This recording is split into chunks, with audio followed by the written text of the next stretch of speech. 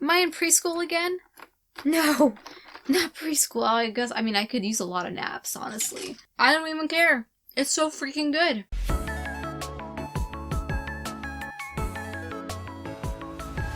Hi everyone, my name is Holly and today I have a very, very exciting book haul for you. Oh my gosh, I'm just so hyped. I even have a freaking hood on. It's about to get hot with all of these books, which is why I'm in a tank top. This is definitely one of the most exciting book hauls I have done in a very long time because I have my second most anticipated book of the year in my hands, and I didn't even expect it. It comes out in May and I have a physical copy and I'm still freaking out about it because it's so freaking beautiful, and I think I'm going to start with that book first. But before we go on to the books, I do have a food haul a little bit. If you're a foodie, I would stay tuned. I don't even know why I'm going to show you this. I feel like I shouldn't because it's kind of embarrassing. So most of you know my love for Bowmar Nutrition. Well, I bought myself a 32-ounce cake pop flavored cashew butter. I mean, just look at that freaking label. Don't you just want to eat it? And oh boy, have I been, because let me show you.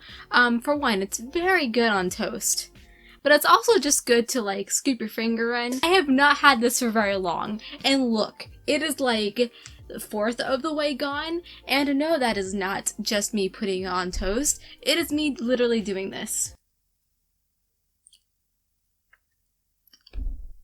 That's it. That's my secret. You can now unsubscribe from me, and I'll just keep eating this. Seriously though, this isn't a mukbang.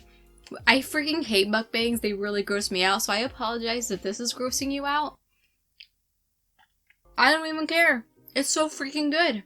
And it's packed with protein. If you're looking to grow a booty doing all of those squats, check out Cake Pop Cashew Butter from Bowmar Nutrition. And you can use my code Holly K. It's not a coupon code, but it is an affiliate code. I get 10% commission from your purchase, and it helps out so much. So if you decide to purchase this, recommend across the board, use my code Holly K. I already have another one coming, which is chocolate hazelnut, because I was looking for a more healthy, you know, protein edition of a chocolate hazelnut, and they have one. So I bought another 32 ounce.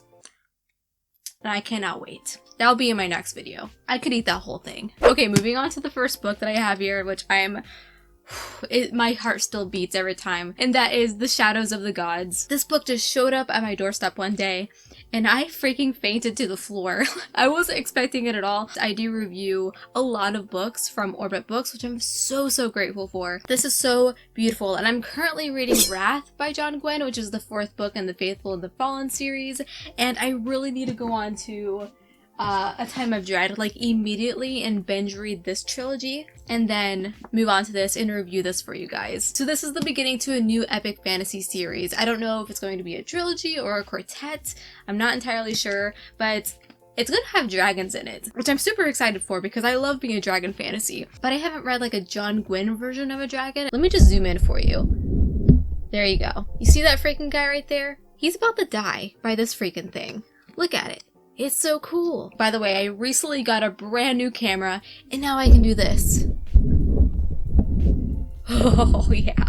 We are now professionals around here. Daniel Green, you better watch out. So here's the spine, which has no words on it. It almost feels like Covenant, like I should display this because there's no words on the spine. It feels very special. And then we have the back.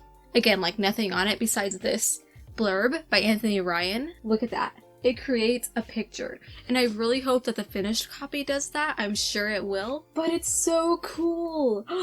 I'm so excited to read this. Oh yeah, this is a Norse Viking inspired fantasy, by the way, but I hope to pick this one up in April. I think it's doable for me. Let me just put that in the background. Oh, it's so beautiful. The next incredibly exciting book that I have here, and I am so grateful to have it in my hands, is Wolf Eater. This is a self-published fantasy that I had never heard of. There's a lot of self-published fantasy that sound amazing once I do eventually hear of them, but they're not hyped up enough. And the author Rob J. Hayes posts monthly self-published fantasies every month, like new releases, and I spotted this on the list and I was like, oh, I need you. But I put out a tweet raving about the cover, and the author saw it and asked if I wanted a copy, and I could not deny the opportunity to have this and to review it for you because I think it's going to be a hidden gem. I think it's going to be a stunner. I adore this cover art so much. It just screams adventure to me, and that's one of the reasons why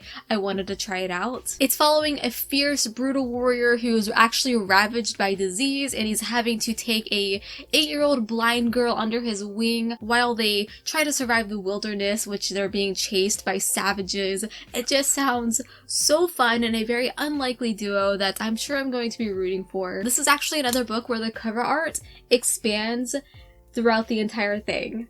It's so pretty. I already have my Jon Snow bookmark in it because this is actually the next book that I'll be reading after I finish Wrath. And then I have the Moonsteel Crown, which I'm actually going to be reading in February as well, hopefully, and if I don't get to it, it'll definitely be the first book that I read in March. This one was sent to me by Angry Robot, which I'm very grateful for because this one, it might not be anything like it, but it reminds me of the Lies of Locke Lamora, kind of. It's following a motley crew of characters who are in the city. They're very mischievous and they like to steal, and then suddenly the Emperor dies and they have to steal a mysterious item. Very thievery, heist kind of sounding, which is why it's reminding me a lot of the Lies of Locke Lamora. Kings of the Wild by Nicholas Eames is actually the book that really showed me how much I enjoy reading about groups of characters and them having to work together to go on a quest, and that's exactly what this is. Full of unlikely characters in the midst of political intrigue. It sounds like it's going to be super fun. Brother Red by Adrian Selby. This is an Orbit book that was sent to me from Orbit Books,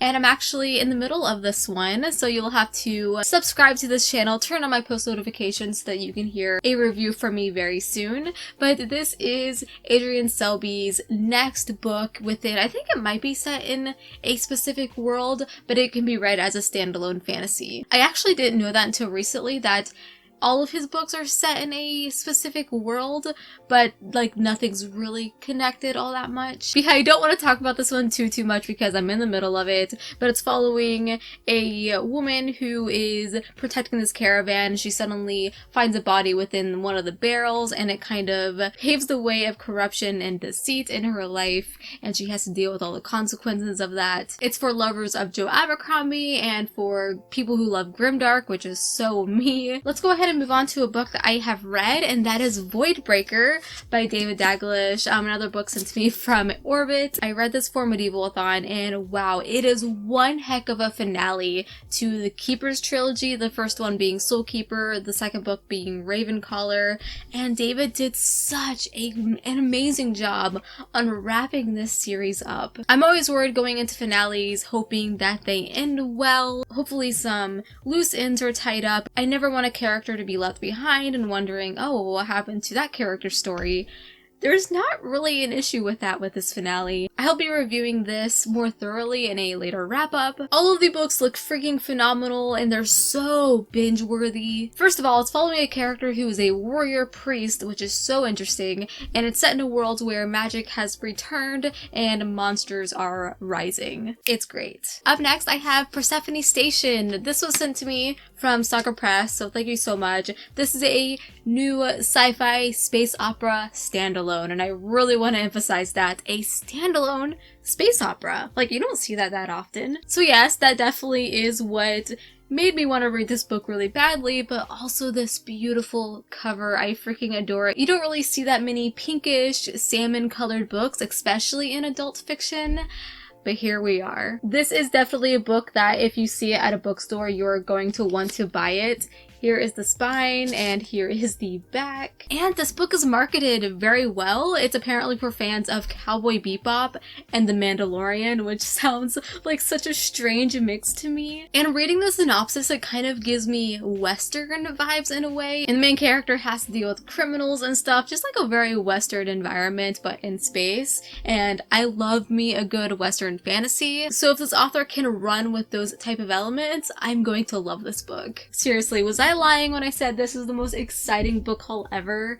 Oh, it's beautiful. But we are not done. I still have a couple more books, and I also have an outcrate to open. So the next one is This Is Not the Jess Show. So I wasn't sure if I was going to mention this in this book haul because it randomly showed up on my doorstep, and I was like, huh, typically when this happens, if it's a book that's like not adult fantasy or adult sci-fi, if it's a YA and I'm kind of interested in it, I will definitely show you. But this is like contemporary, I think. And I saw the cover and I was like, this reminds me of like Barbie Dream House and The Truman Show. I'm kind of interested in it now. Doesn't this give you like Barbie, The Sims vibes, kind of? So I really don't know. Ooh, the end papers. Pretty. So I really don't know what this book is about. It takes place in the year 1998, and it's supposed to be Black Mirror meets My So-Called Life, excuse me. In this fast-paced, timely novel about separating fact from fiction, and the lengths one girl will go to live on her own terms. Whatever the hell that means. What does it look like naked? Oh, that's so cool. I don't think I've ever seen a book that had that kind of texture to it. Do you see? It almost looks like metal. That should be on a fantasy book. What the heck? What the heck? I'm even more interested in it now because of that texture. And the author is so pretty. I'm gonna read you. Thank you, Quirk Books, I think. So I have one final book that I have actually read, and that is Soul Shifter. So this was sent to me by the author. I actually had a whole video of me reading this. It was my reading for 24 hours video, actually my previous one. So if you haven't watched it, how dare you, first of all. You guys always ask me, Holly, do more vlogs, we love them. And I do one, and it performs so badly that I never want to do one again. You guys lie to me, how dare you. Scold, scold. This is a YA fantasy that is also self-published. So as you see, kind of a theme between Wolf Eater and this book, I'm really trying to up my self-published reads. And when I was offered to collaborate with this author to create a video, I was like, yes, let's do it. I would love to. And I really enjoyed this. It is definitely a portal fantasy with some elements of like Indiana Jones. And I say that because there's a lot of like booby traps, kind of adventure, sidelined quest and whatnot. And it's a pretty short book, so you read it pretty quickly. Okay, so now we are going to move on to the January Owl Crate, which is very heavy. I'm very excited to do this. I am a rep for Owlcrate. You can use my code HOLLY on your very first subscription and that will save you some money. The theme for this box was Olympus with Love. Okay, so the pin was right on top, so I'm just going to go ahead and show you. It looks like this. It says, "The eyes of the gods are upon you." This is definitely hinting on what the book is, which I already know what it is. It was pretty obvious from the theme. Next, we have a bag of tea. Nectar of the gods. Ooh, is that going to give me like superpowers? It has peach flavor in it. Ooh, and apple pieces. Oh, and vanilla flavor. Caramel? Apricots? Ooh, this is going to be really good. Oh, Owlcrate, you've done me good. So up next we have a pin banner, which is so fantastic because I have one that I have been putting all my pins on from Owlcrate actually, and it is full to capacity. And that one is white and this one is black. So it's going to have this like black and white Unisonus kind of a vibe to it, and I love that. This one is stunning. It has this gold border that is kind of shiny. Up next, I have a wooden bookmark. This was designed by In the Reeds, and it's inspired by Circe and the Song of Achilles, which are both really popular books. Next, we have whatever the heck this is. I'm going to assume pillowcase. Am I right? No, I am not. I am wrong. Oh wait, is this like a moon phase calendar? Simply gorgeous. Actually, would this look good behind me? Maybe. Oh, it's a lunar calendar tapestry designed by... who the heck? Oh, it was designed by Eden Cook. Cool. What in the world? There is a big box within a box. What in the world could this be? I'm baffled. What in the world? What? Am I about to learn my ABCs? What? Am I in preschool again? No, not preschool. I mean, I could use a lot of naps, honestly. It seriously never ends. If I had just looked on the back, which I didn't do, Hermes Letterboard. Use this mini letterboard to create fun messages you can then display in your home. Keep all the letters in this super cute zipper pouch for easy storage. I simply love that. And last but not least, we have the book, which is Lore by Alexandra Bracken. So I know what the original of this looks like. It is pure white. I love the pure white version. I just love white books in general. They decided to go with a black background, which I actually really love. I feel like it makes her look more like a statue, kind of standing out from the shadows. I like the darkness of that. So here is obviously the exclusive Outcry edition, and here is the original one. So this is obviously a retelling of Medusa, which is one of the most fascinating goddesses in mythology, in my opinion. She deserved so much better. Oh, the map is so cool. Very interesting. So is this set in the real world?